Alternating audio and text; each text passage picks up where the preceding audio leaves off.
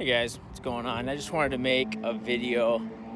This is the first one I've kind of made on this topic, but I just wanted to get it out there to people I know who might actually watch this video who aren't aware of what the situation is with our economy and the global economy and where we sit.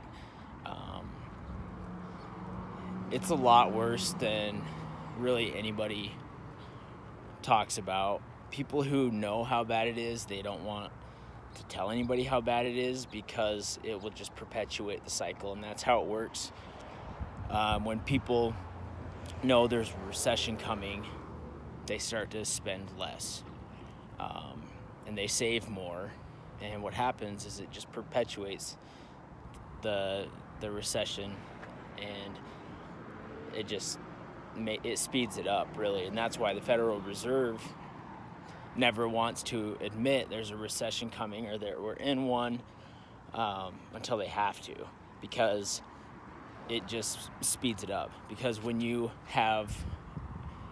economy is based on a debt system like ours is, and like anybody's system, once you have a fiat currency and you base your monetary policy off debt expansion, then you're tied to spending, and when nobody's spending, your economy can't grow.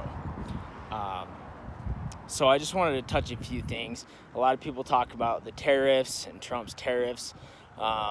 So when the Federal Reserve the other day cut rates a quarter point, that's the sign that the start to the end, or the end has started.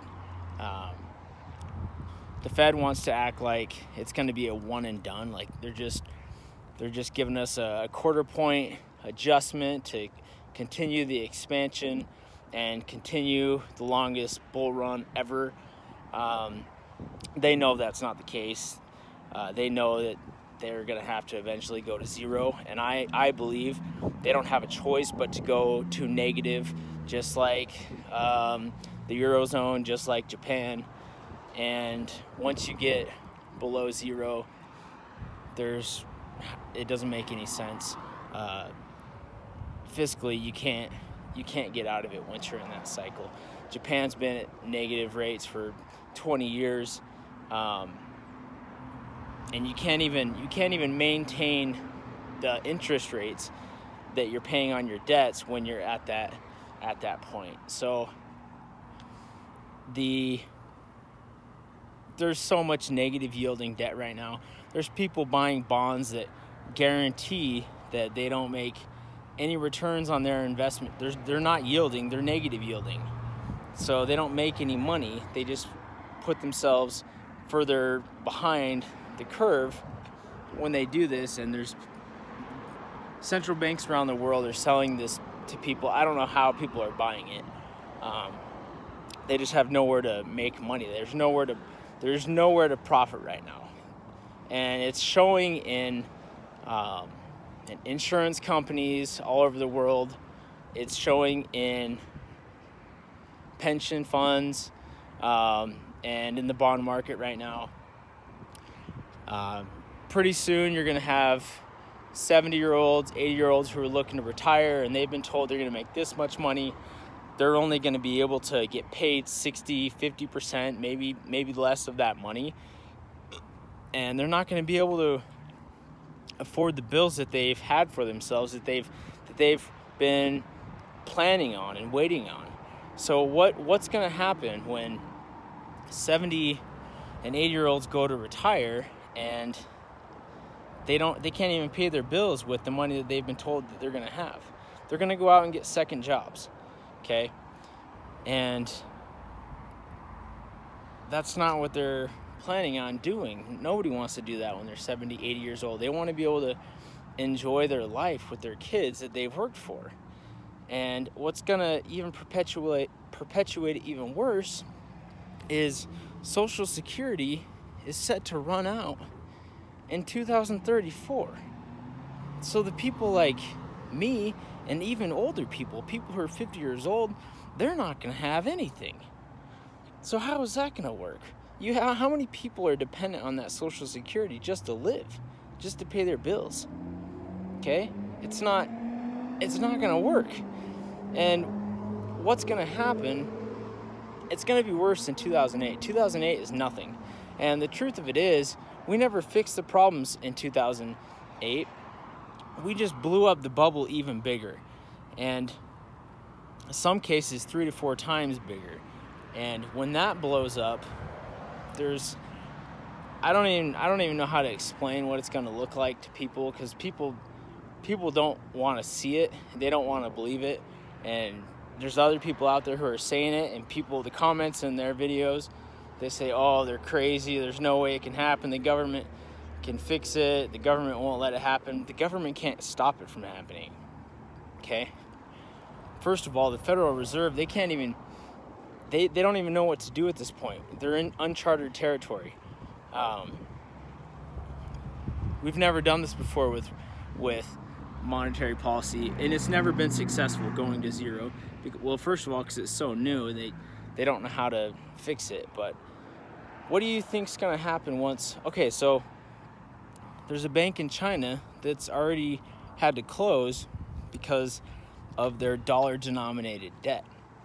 So since 2008, everybody's been borrowing money all over the world. Corporations, just your everyday people, and then also governments. Well, the governments can't even maintain the interest rates or the interest on their debt that they're borrowing. So how does that work? If they can't even pay the interest rates or the interest on their debt, how are they supposed to even manage the debt? It doesn't make any sense. And they're going to get to a point where they're going to have to go bankrupt, these companies, these governments. Anyways, that bank, I think it wasn't Jinzhou. There was one company that basically the government of China, the CCP, or I can't remember the name of it, but they bought out the bank and bailed them out. Well, now there's reports of another bank running into this dollar-denominated debt problems. They're having dollar-denominated liquidity. They cannot get enough dollars to pay their debt. So what's going on is everybody's been borrowing all this dollar-denominated debt for the last 10 years. Well, now that it's becoming due, nobody can get enough dollars to pay their debt. So the dollar is skyrocketing, and that's going to be what starts this next economic depression. And it's going to be like the 30s, like the Great Depression. There's no way it can't. And I really don't see a way to stop it. And everything I've heard, all the solutions, they don't make sense. So what happens is when you have a run on the dollar, everybody's fighting over the same dollars to pay their debt. Because when you borrow money in US dollars, you have to pay it back in US dollars. Well, there's only $4 trillion actual dollars in US currency around the world. But there's $53 trillion owed in US dollars. It doesn't make any sense, right? So when these banks start to default, and it's just like 2008 when Bear Stearns when they had to get bailed out. Well, what happens when these banks can't pay their bills? It messes up the overnight interlending market in the bank market. So every night these banks are borrowing money to each other every night. Trillions of dollars gets traded to each other to pay off their debts. Well, when that stops, and because they don't trust each other that they're good for it, it's going to cause a huge liquidity problem where these banks can't pay their debts, and they're going to have to go bankrupt, just like what happened over in China.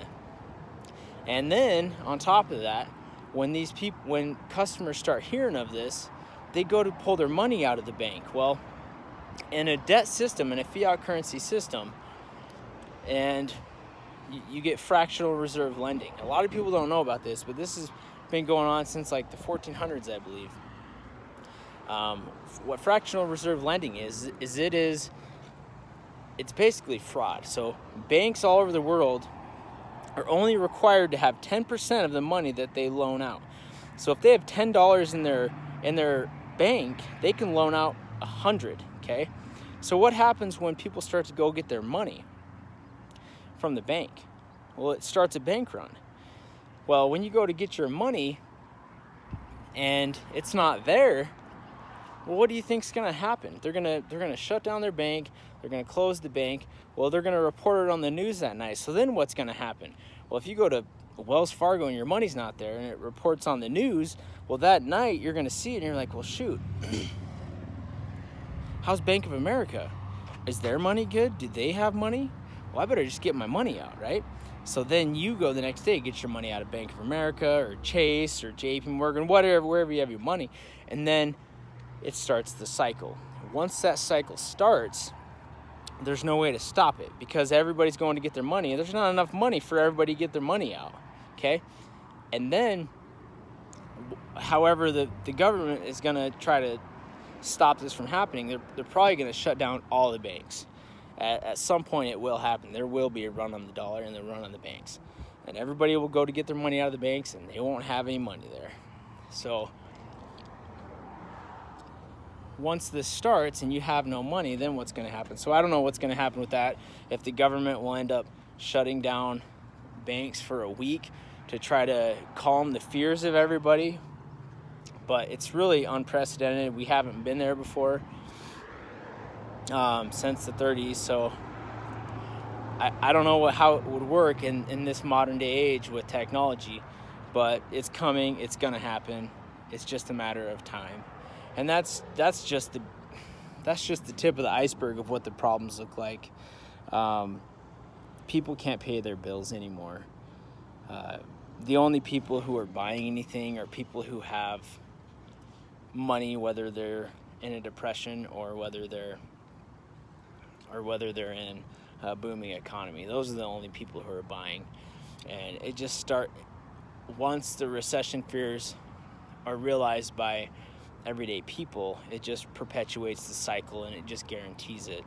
So, but it's coming, and there's people out there who are warning about it and they know what they're talking about, and the media doesn't want people talking about it, and they shut these guys up and they bury the videos so that nobody can find them, because it just perpetuates the cycle. But I'm really actually scared because I don't know. I mean, I don't know what I'm gonna do. I don't have millions of dollars or even thousands of dollars saved up, and you're gonna need that when this all hits the fan, because it's gonna be chaos. I mean, just a simple thing. If you go and look at what happens when all these companies go bankrupt because they don't have any money to pay their bills. Just for one instance, what happens when the pharmaceutical companies go bankrupt? Okay? If you think about just America, think about all the people who are on pharmaceutical companies or on pharmaceutical medication. Psych meds, antidepressant meds, opiates, mood elevators or mood regulators. Imagine what these people are going to have to face when they can't get their medication. What's it going to look like on the streets? It's not a pretty picture, and a lot of people don't want to admit that it's coming because they don't want to face it. Well, you can't just bury your head in the sand and think it's not coming, because it's coming. The real question is, what can you do about it? There are ways to profit off of an economic downturn. The system is built against the little guy, but there are ways to do it. If you have questions about it, I could try to tell you how to do it in ways that I am going to be trying to save up. But really, we're going to go back to gold, the gold standard. There's really no way we can't. We have to. Eventually, I don't know when the banks are going to give up on the Federal Reserve System and centralized banks and the fiat currency that we're in, but eventually they'll have no way to not go back to that. So gold will always be an answer. I've never been a huge fan of cryptocurrency, but I think eventually that's going to be, I think cryptocurrency is going to be part of it. I don't know how or what form, but I mean, if you just had 1% of your total wealth in cryptocurrency, even if it was $100, and you had, I don't know, 5% of your current wealth in gold, that would at least give you some protection against the coming collapse. But the VIX indicator has been indicating that what happened, the sell-off a couple days ago, was coming, and I don't think it's done for the next week. I think the VIX should get up to 25 and it will stay elevated. And then I think the end of October is the big one. It's going to be worse than October. And if it doesn't completely sell off there, it will just be a couple months later. But I think the 2008 will happen within the next year, the repeat, and it will be worse. And oil is going to go to $22 a barrel at minimum. It'll probably go below that when nobody has any demand for oil because they can't even drive their cars. No companies have any orders to make their products. If nobody has any demand for oil, it's going to just bottom out. And imagine, yeah. Anyways, it doesn't look good. It looks bad, and I'll probably make some more videos on certain things to go into more detail. I mean, I know enough to know what's going to happen, but I'm not like a lot of these other guys who can cite everything on their videos. I just don't have all the websites pulled up and the references. I probably should, but if there's a ton of people who want to know more about it, if there's a good response from this, then I can start posting links. But as for now, I just wanted to get the word out that 2008 is going to look like sunshine and roses compared to what's coming, and it's inevitable. There's no way to get out of it. Our debt is astronomical. Government debt around the world, personal debt around the world, and